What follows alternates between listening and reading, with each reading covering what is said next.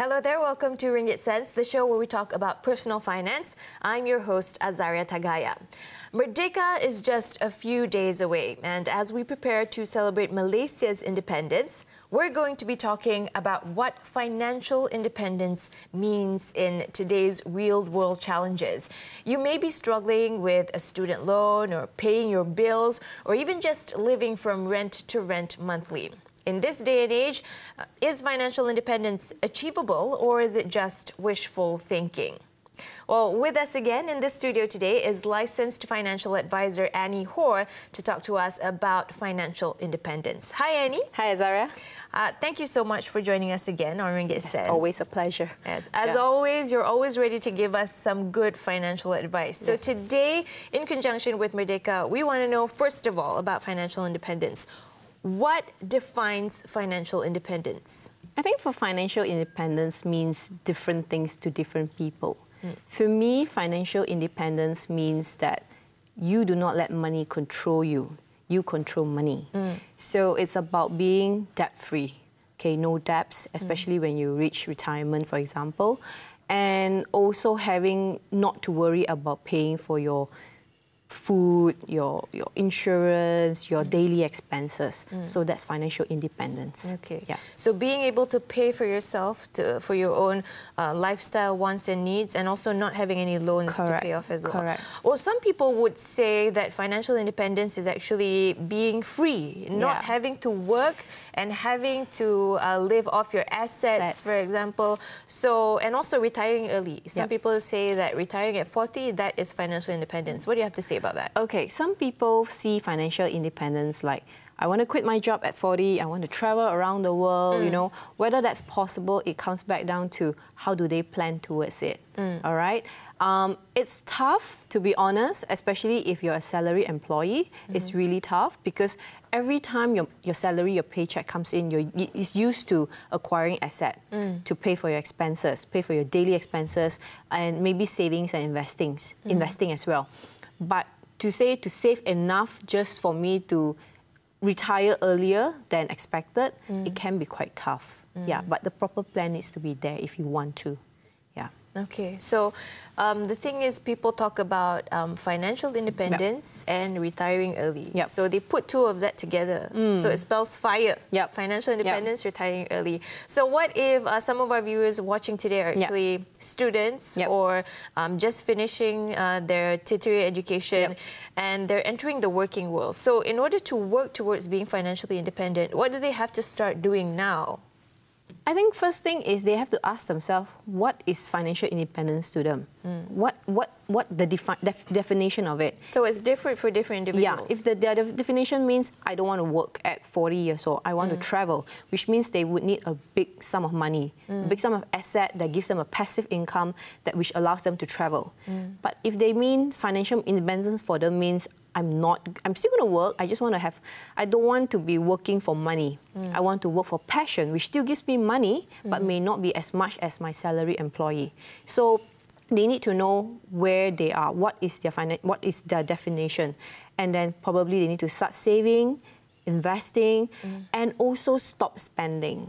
Because spending means they do not have resources to save and invest. So if they know, for example, I am 25 today, I'm confirmed going to stop working at 40 years old, that's not the time to acquire asset.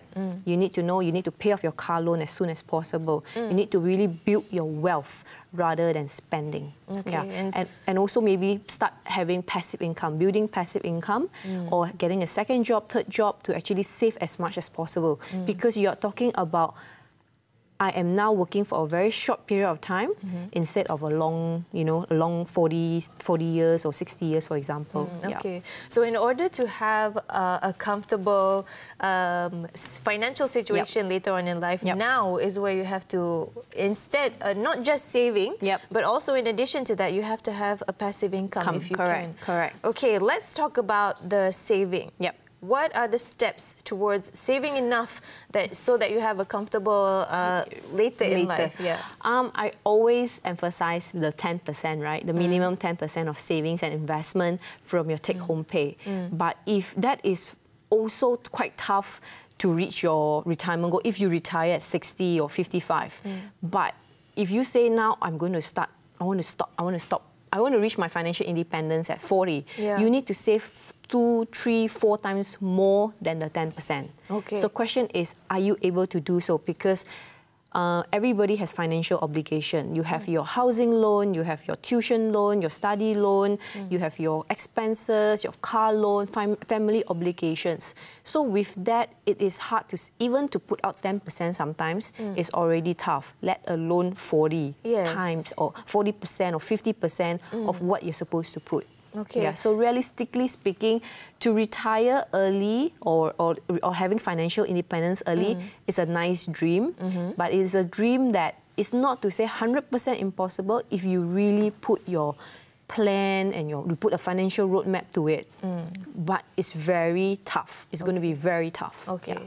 So you need to save about 10% minimum, at least maybe 30 or 40%. Yes. That's a lot. That's a lot. That's a lot. And then you have to actually refrain yourself from taking up loans early in life so that you don't have to keep paying it back until you're 30 or 40 or 50. But isn't that like a double-edged sword? Like if you already have enough money to not have to take any loans, then you wouldn't need to, you know, save a lot of money. You don't understand what I'm saying? But because of inflation, things becomes more expensive. I see. Okay. And if you are employed, maybe you're also dependent on your company for insurance and medical. But when you are no longer employed, you know, even a simple thing like going to a GP costs money, going to a doctor costs money, buying medicine from pharmacy costs money. So your expenses will increase along the way. The food, your basic needs will not just be stagnant.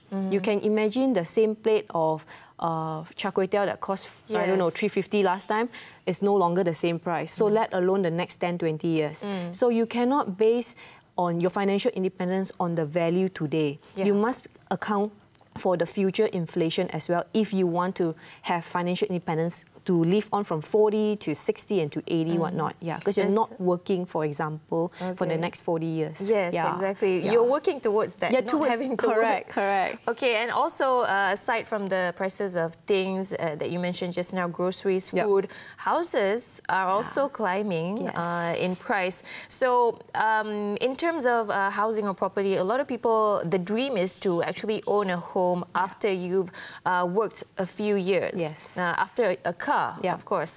But these days, many people are finding it hard to actually own properties, so they go towards renting from month to month. So what do you say about people who have to rent? How can they achieve financial independence if they're renting all the time?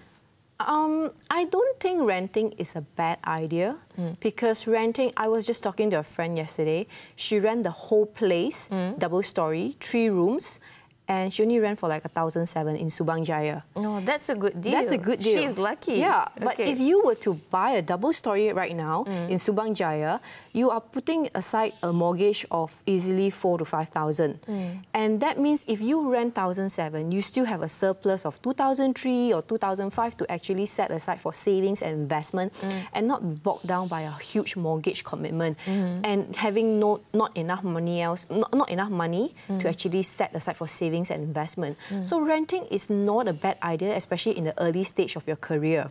And as you build your family, then you can start combining resources to say, let's go and get a property. And combine resources and see whether expenses, you know, look at your income and expenses and see whether you're able to do that. If you are, then start committing one. If not, continue to rent. And of course, if you have never bought a property until you retire, chances are you won't buy a property when you retire, right? So then you have to make your rental part of your retirement income so that, you know, just like your car insurance, your car loan, your insurance, that will be expenses that you still need to pay when you retire. That's not going to end just because you retire. So just like your rental, just make it part of your expenses at retirement, for example. Okay, now after this, we're going to be talking about families and how actually families can save for the future of their children, especially. When we come back on Ringgit Sense, we'll be talking more to Annie about financial independence. Make sure you stay tuned for that.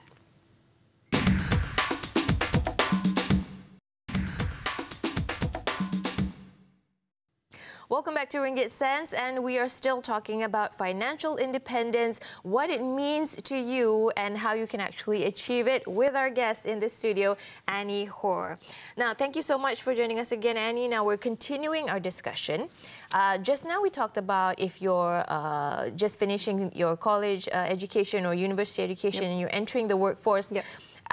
Before we go to families and parents working towards their children's education, I want to touch a little bit about financial independence that we talked about just now. Some people say that retiring at 40, that is financial independence. But a lot of financial advisors, or at least I've read, actually don't advise you to retire at 40. Why is that? Is it a bad idea? Number one, for me personally, is if you retire at 40, you have to ask yourself, what are you going to do at 40? What are your plans like? So like I said, some people's plan is, I'm working in a corporate till 40 years old, but I save enough money because I have a dream of opening up my florist, you know, I'm opening up a kindergarten, for example, because my passion's in kids or flowers, for example. Then that's fine. You know, you're still going to do something. But if you say, I'm not going to work, I'm going to travel around the world. You've got to ask yourself, how much of money do you have to travel around the world? And is it something that you really want to do? And and because when you do that, you also need to think about, you know, whether with the resources that you have, it's sufficient or not. You know, and in this industry, and in this time right now, we advise people to actually say, to continue to work and continue to achieve your bucket list and all at the same time, not just give up one or the other. Okay, so not just, if you're traveling the world, it's just expenses, money going out, and no income. Unless you're working in the country that you're traveling, you know, but otherwise then you're just spending money. Let's say you are a parent with teenage children. So you're working towards your own financial independence, your spouse's financial independence as well, and then at the same time, you want your kids to have a comfortable education and not worry about having loans and stuff like that. So how can you work towards that with a family? I think ideally is to make sure that when a child is born, is to make sure that you have set aside funds for them. You know, of course, there'll be a time when there will never be enough. There might not be enough, and whether you'll be in that position, should I take my EPF to supplement? You know, should I do that, or should I take my own cash, or should they just study with whatever resources I have and take maybe PTPDN loan, for example, you know. So sometimes before the parents decide on whether to take out the EPF, they have to see whether the EPF is sufficient for themselves first before they think of giving everything to the children. Because after that, the concern is, I give everything to my children to study and they have left with nothing. So that's a big, then their problem becomes the children's problem later. So it's just good that just give whatever you have planned for the child and let them think about how am I going to take care if I want to further my studies even further. Okay. Now let's talk a little bit about investments. A way to actually double or triple your income is to have investments and assets. So which investments do you actually advise people to go for according to their different ages? Okay. So as a start, unit trust will be the most easiest to start, because for a bare minimum of 100 ringgit, you can already start your investment. You cannot buy a property with 100 ringgit, right? So investment unit trust will be the easiest to start. If you are knowledgeable along the way, you can delve in stocks market and share market, but bear in mind the risk involved.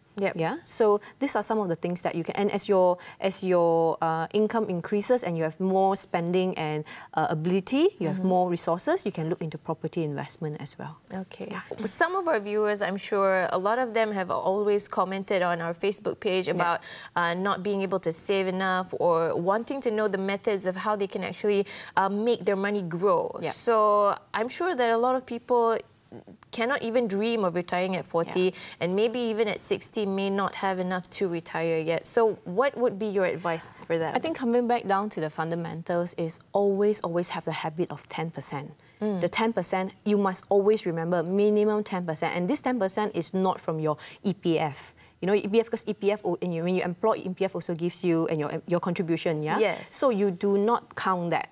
This is 10% of your take-home pay to set aside in terms of investments for your financial goals. So you must always do that. As your salary increases, you put 10% more. You know, you put the 10% of your take-home pay. So you must always be very disciplined and diligent in doing it.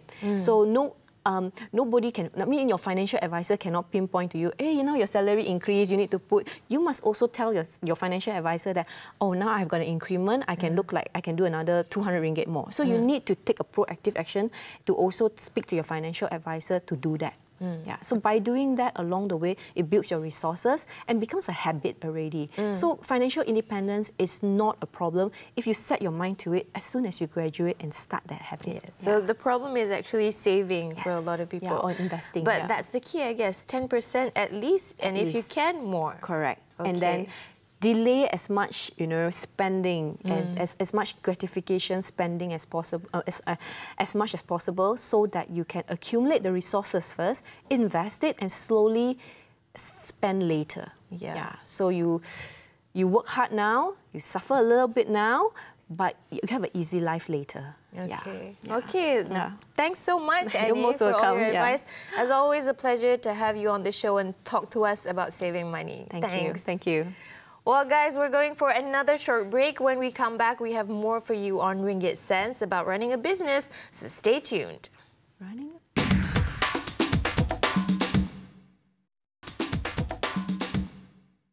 Welcome back to Ringgit Sense, and thanks so much for staying with us. If you're a cat person, then you will know the hassle of looking for a good, comfortable place where your cat can stay anytime you need to leave town for a few days, be it for business or for pleasure. Now, the search can be especially hard when you want to make sure your pet is fully taken care of, especially with some rare cases in the past where pets have been neglected and have also led to the death of pets in some cases. Well, we take a look at Catzonia, which calls itself the first 5-star cat hotel in the world, to actually find out the inner workings of running a business like a pet business. So let's watch. Catzonia is a premium cat hotel that provides 2 main services, cat boarding and cat grooming. You can opt to board your cat in a variety of rooms, ranging from medium-sized rooms to much bigger ones, depending on you and your cat's preference.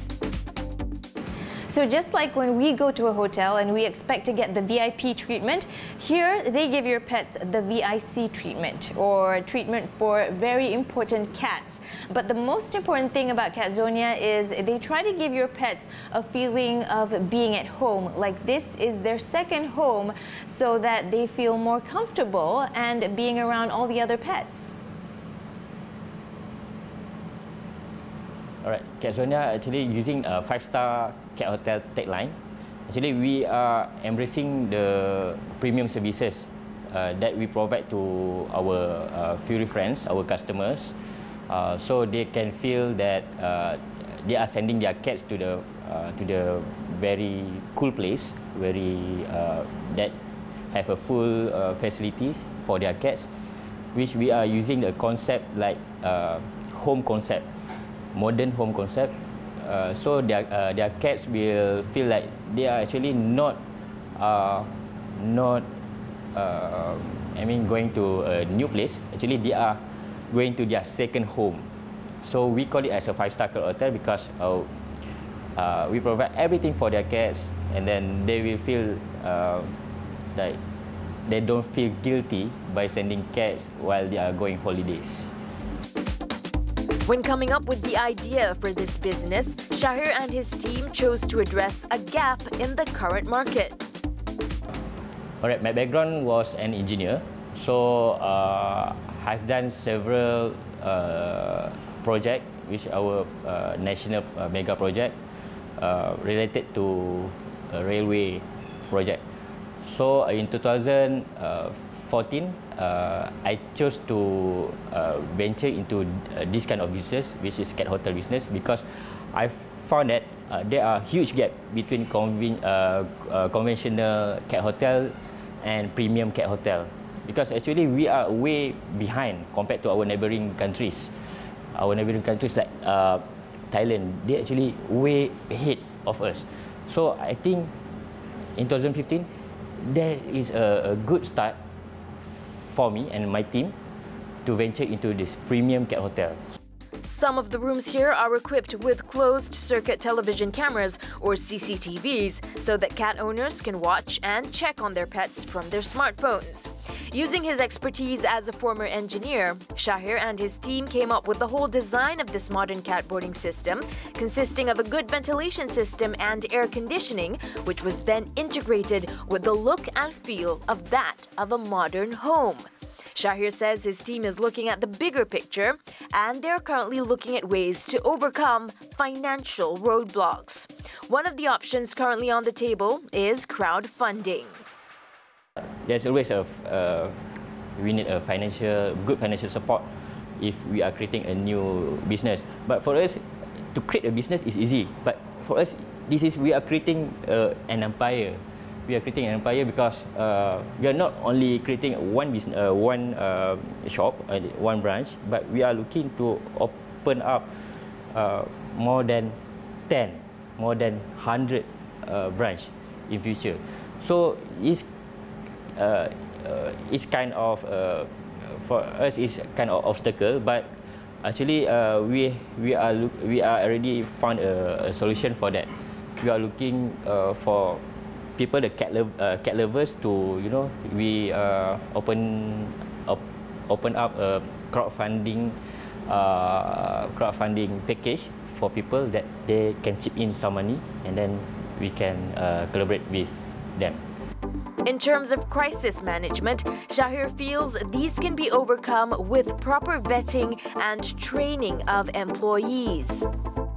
Any business will find some difficulties in handling staff. Handling people is not an easy thing. But for us, in the very first start, in the very early stage, we are filtering people that are really into the cats. I mean, really love cats. So for us, we have SOP. We have a formula in handling cats. Even our new staff also have to learn how to manage manage cats and manage customers' needs. Cat Zonia currently has 4 branches in the Klang Valley, namely Damansara, Bangi, Shah Alam and Wangsa Maju. Expansion is the main agenda on the cards as they're looking to open more branches soon, starting with outlets in Johor Bahru and Ipoh in 2019. Well, we're at the end of the show for today. We hope you found our discussion earlier about financial independence interesting, or at least got you thinking about your own finances. Go to our Facebook page of Ringgit Sense TV3 to share the interviews or clips from this show with your friends. And as you watch the Jalur Gemilang fly in the next few days, take some time to ask yourself, what does independence mean to you? We'll see you next week for our last episode for the season. I'm Azaria Tagaya signing off. Take care.